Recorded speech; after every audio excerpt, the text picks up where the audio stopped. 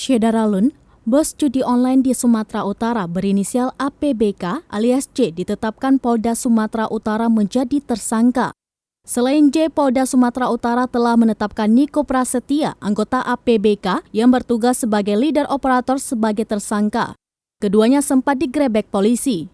Penetapan tersangka setelah Polda Sumatera Utara melakukan gelar perkara dan memeriksa saksi-saksi.